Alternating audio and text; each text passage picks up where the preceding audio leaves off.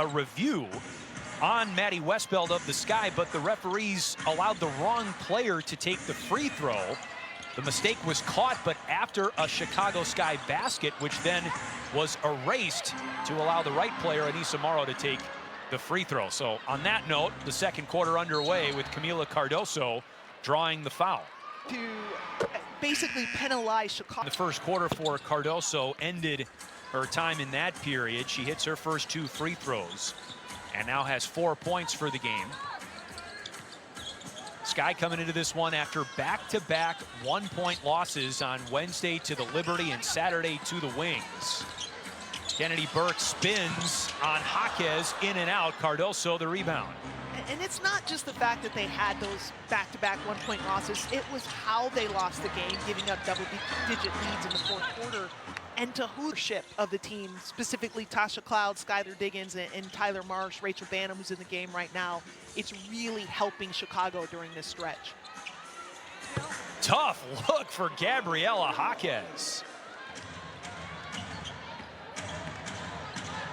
She's been such a great acquisition in the draft. I can't believe that some people thought that her going at that 5 spot was a little high. 50% from the field and averaging over 9 points. College teammate at UCLA last season, Charlize Ledger-Walker buries a pair of free throws. Sun back in front by 2. And a reach-in foul called on Brittany Griner, guarding Camila Cardoso at the 3-point line. That's Griner's. Easy for BG. They're moving her around, middle third ball screens, high post action. Jaquez off the front rim.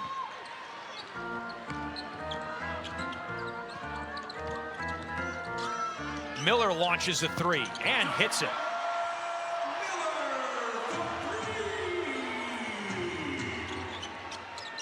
Jaquez for Cardoso down low. Banham keeps it in bounds. And a turnover.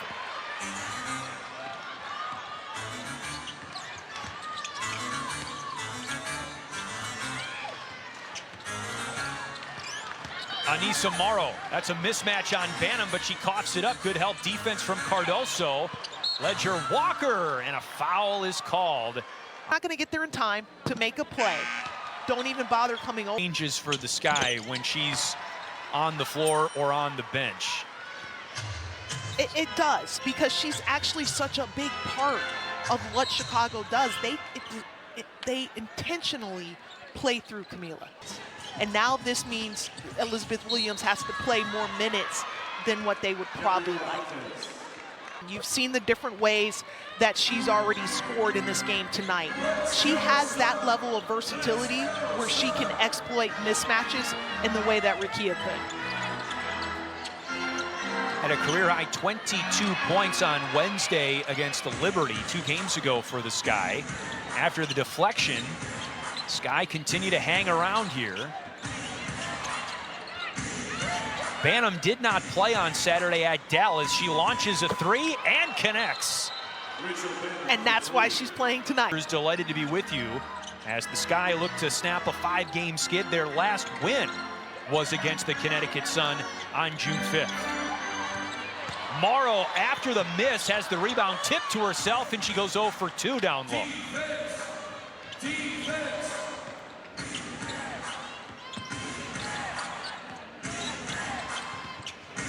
Cloud to Banham. Looked like it was on its way down. And then a foul. And you are a great shot blocker, but the official was standing right there, number 43. Williams 1 for 2 at the stripe. She has 2 points total in the game, both at the free throw line. We're tied here, 23-23. You see the numbers for Griner in the first matchup against the Sky. Feeds Diamond Miller here, and now Ledger-Walker for Olivia Nelson-Adota. A lot of contact there. And to work around, and so now Azurá Stevens has to come back in. So yes, you talked earlier about Camila being out and how that hurt Chicago's game plans. Well, you're seeing it being manifested. Brittany Griner still so fleet of foot. That's her first bucket of the night. I'm so glad you said that. She has elite footwork, especially for a post player at 6'9". Jaquez blocked by Griner. That's Griner's second block of the night. Really can't wait until she develops the ability to go off of 2 feet and give a nice shot fake or a counter. Sydney Taylor with the miss from 3. And Charlize Ledger-Walker too strong on the other end. Jaquez nearly coughed it up. And now Natasha Cloud will set up the half court. Stevens in for Williams, tipped out of bounds, last touch by the shooter. Regardless of what her numbers show this season, I need her to catch to shoot and versus catching the pass. Griner looking to kick it out. Kennedy Burke for 3.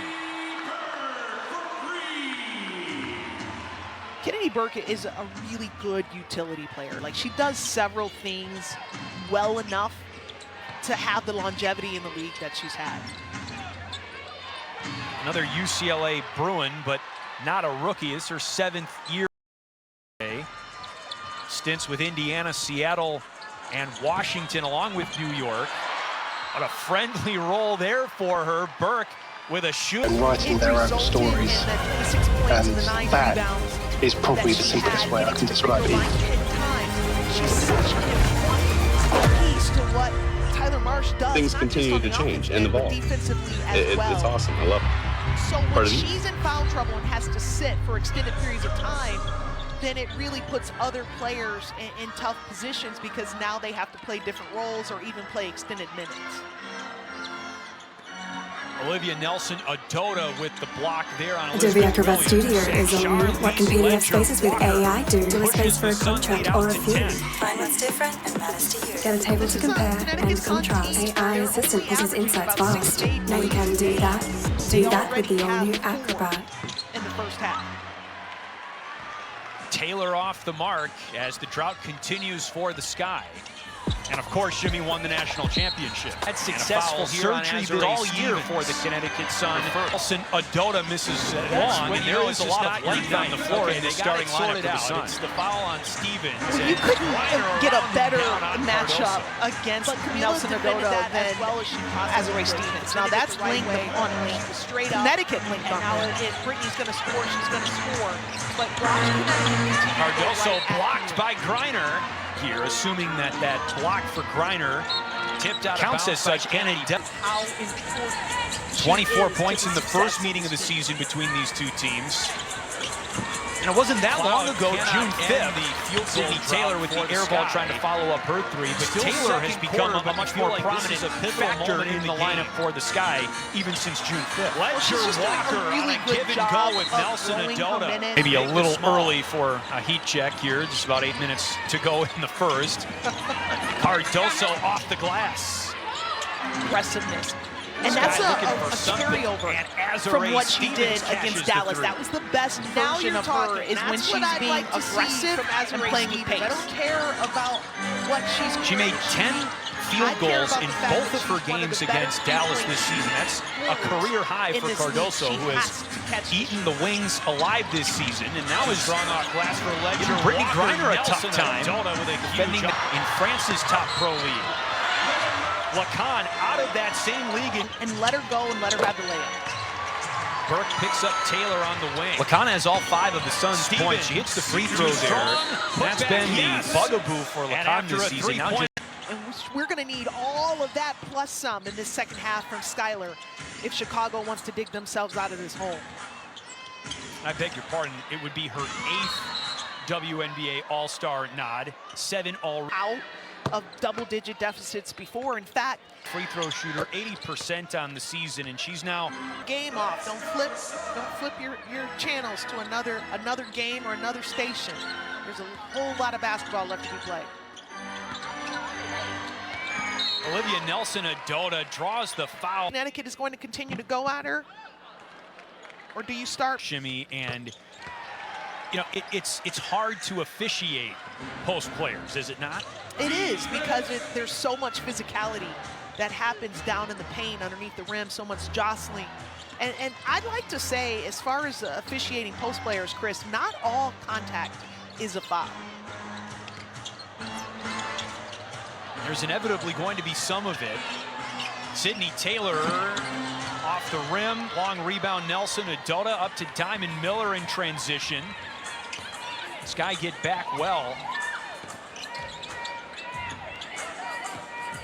As far as Sydney Taylor is concerned, to get her going, I really would like to see her getting some action downhill, maybe off a ball screen, but just something a little bit closer to the basket to give her some confidence. Jaquez misses a contested layup, but that's what got her going in the second half on Saturday at Dallas. She got some good looks inside. Buried by Nelson Adota there, and Connecticut exploits the mismatch.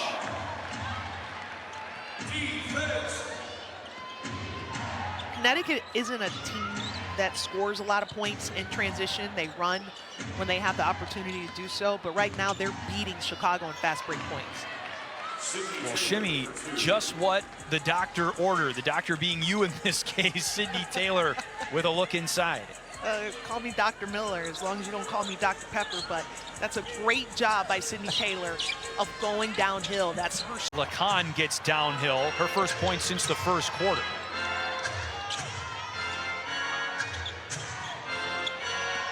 So Cardoso still in the game with 4 fouls as Taylor throws up a prayer and draws. Basket. Double-digit performance and 7th of excellent rookie campaign for Taylor, again undrafted out of Louisville, and blossoming here with the Sky. 3 ball for Cardoso off the mark.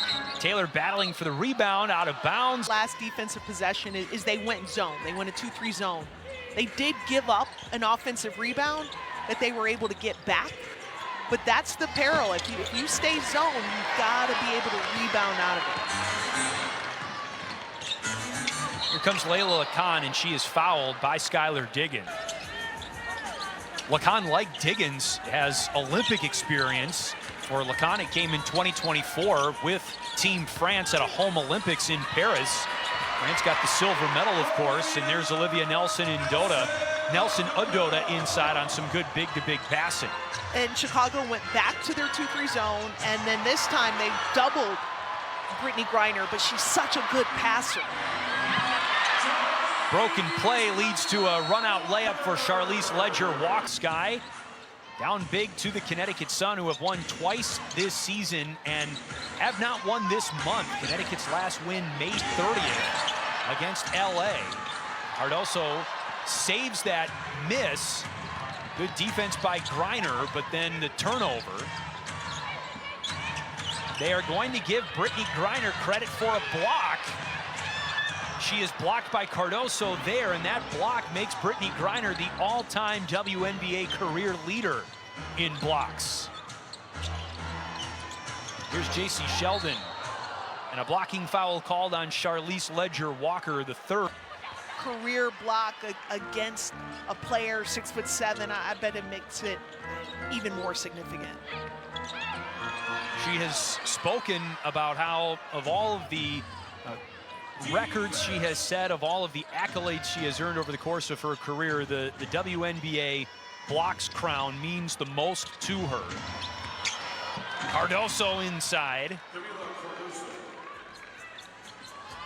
That bucket was made possible because of the action that came before the field goal attempt. So that was a nice pitch play back into a handoff and then a roll. So you got BG on the move. It makes it harder for her to block shots. Loose ball. Nelson Adota keeps it alive, misses, regathers and sends it outside. Brittany Griner, swish.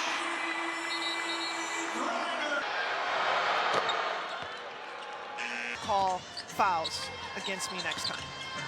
Something like that. She is a 2-time scoring champion as well in the WNBA. Sheldon in and out. Griner tracks down the rebound. Officials are able to go back and get it right.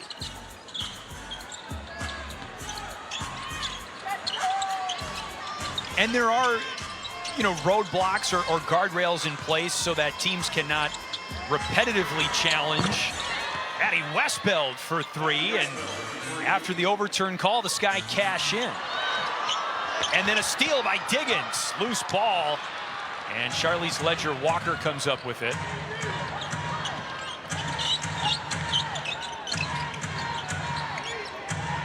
Kennedy Burke for three.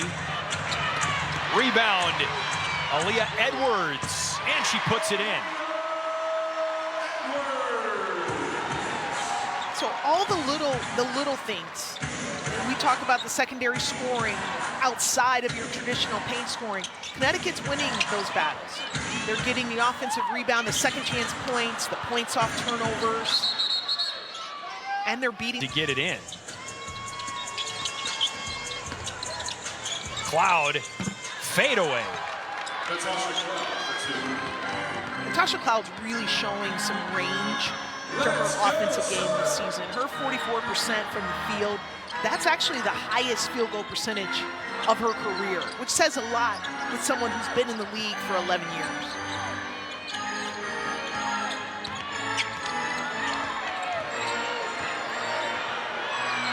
Edwards falls. Sanaya Rivers, too strong, but a foul. It's on J.C. Sheldon. Length and athleticism, really. In the 2025 draft. Yeah, her numbers are slightly off. She's taken a little bit of a dip her sophomore year, but still really impactful. Draft. This is, of course, the franchise's last season in Connecticut. Sydney Taylor misses the reverse. Charlize Ledger-Walker, I think, another player that looking like is going to be a great value pick for the Suns. Second-round pick. Ledger-Walker playing more off guard. And he's got 13 points, now 14. And the lead back to 20.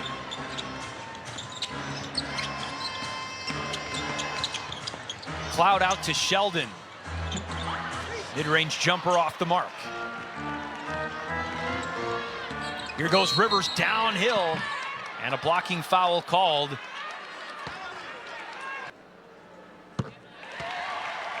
In the open court.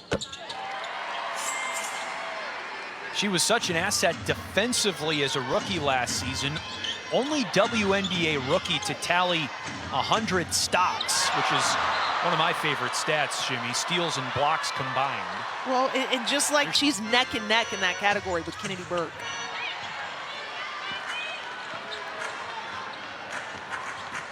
You see the blocks and steals total in this game. Griner off the mark, out of bounds, sky ball. I will say this, it is nice to have Maddie Westbeld back in the game for Chicago. She's just a threat from the outside. Her pick and pop ability, it just adds another dimension to Chicago's offense. Drained her first bucket of the season earlier in this quarter. Aaliyah Edwards drives Westbeld, couldn't hit the layup, and the Sun miss a second chance opportunity. They just don't have the same energy or bounce win. And it's hard to do that on the road. Thank you for spelling it out for me, literally. Well, if you thought I said win, WHEN, and I'm sure the folks that way that Chicago is feeling right now, they have fought so hard for so long to come up short in so many games. The best cure for this type of hangover is a WIN. Wow, there's a lot of contact there.